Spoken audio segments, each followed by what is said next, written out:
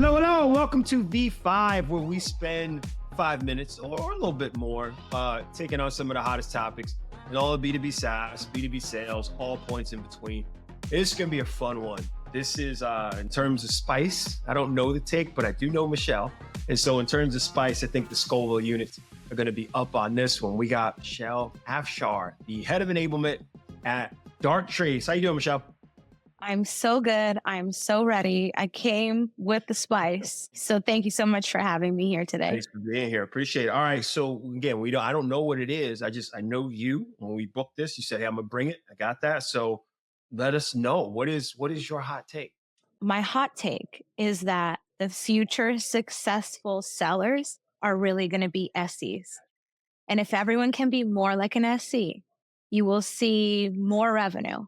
You're going to see more of them at President's Club. You're going to see more technical sales close.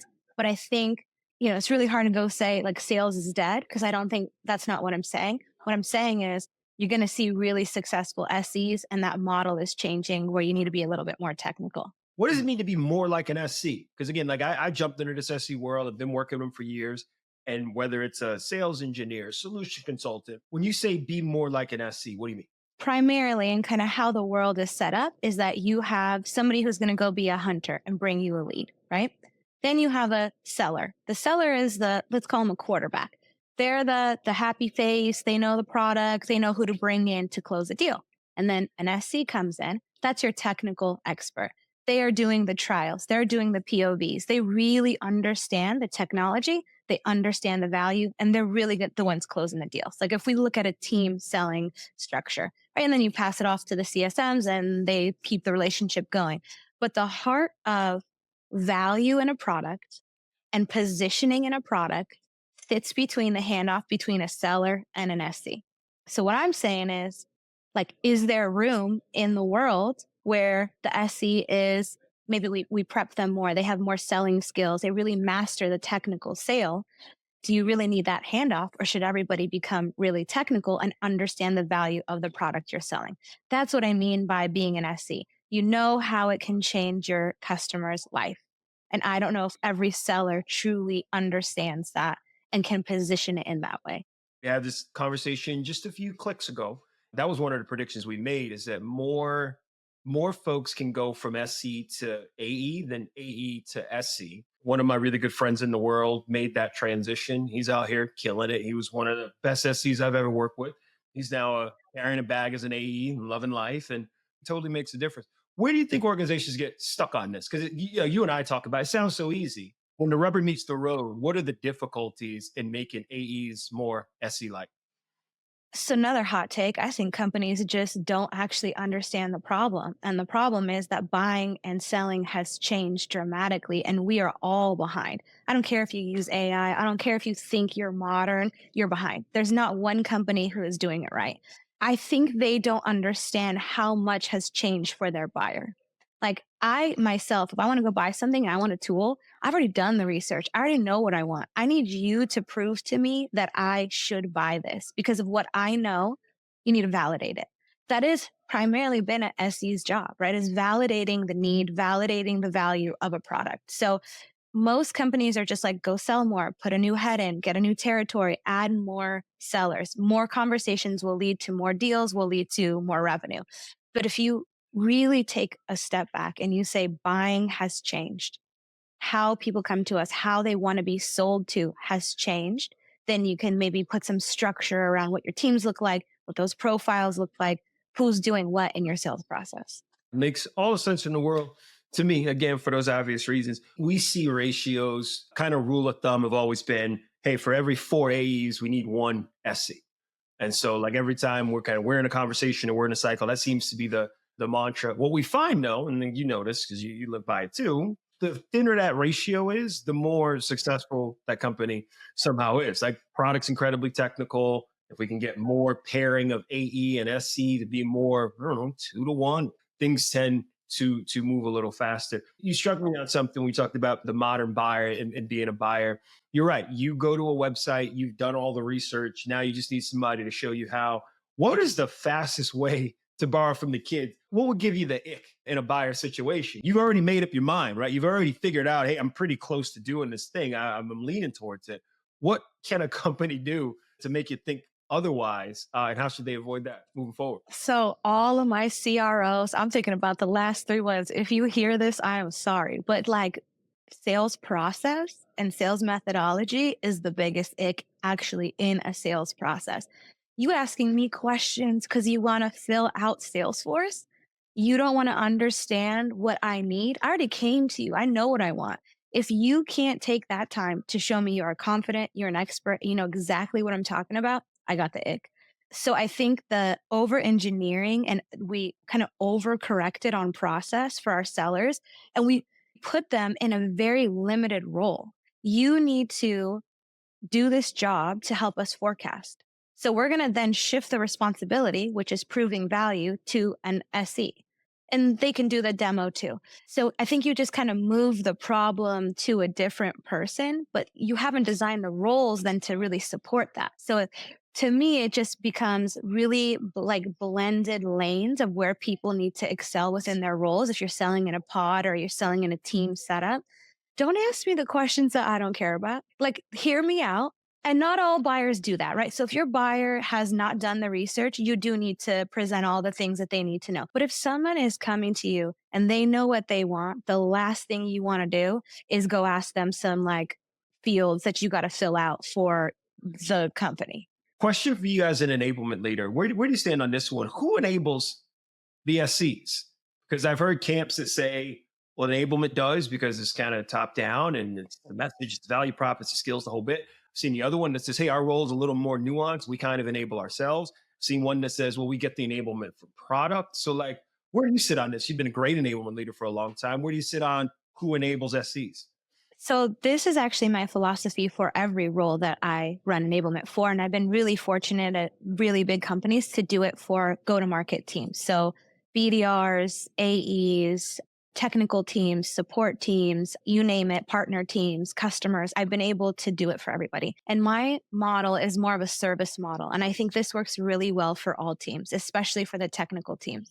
Enablement can be a driver of learning. They can handle the content. They can get what you need and make this infrastructure around you where you are supported, you're knowledgeable, you have awareness, like you have what you need to do your job.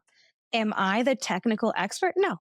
Do I know what I need to know about the? No, absolutely not. But I'm going to go get the people, put it in a structure that an SE can learn and understand, give them the resources that they need.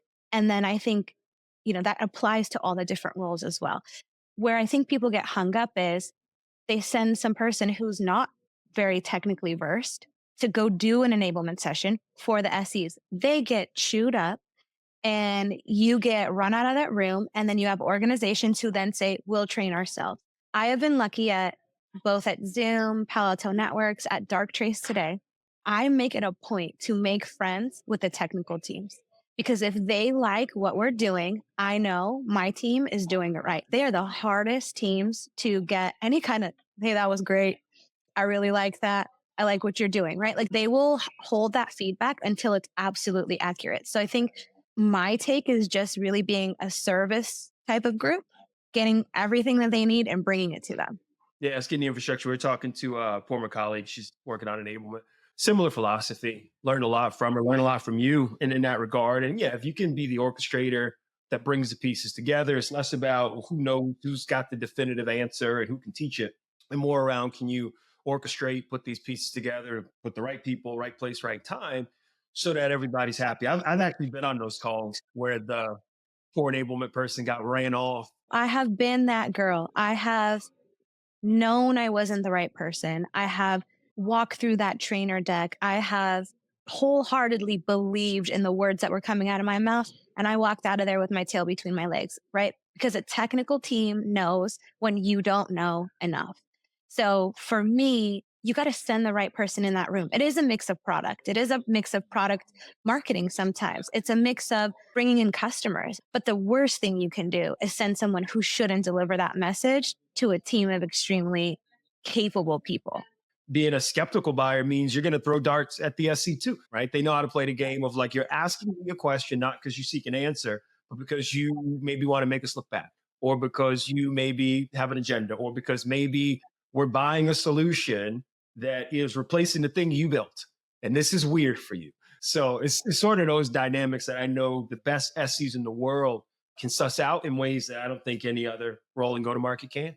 What advice would you give people that they're structuring their teams today? You said they're not doing enough of understanding the nuance of the role. What advice would you give them today about this kind of SC, AE, wine cheese pairing, or the full blown blend to where the SE's going? What advice would you give a CRO or a head of sales thinking about staffing their team in a way that wants to move sales cycles the way we talked about?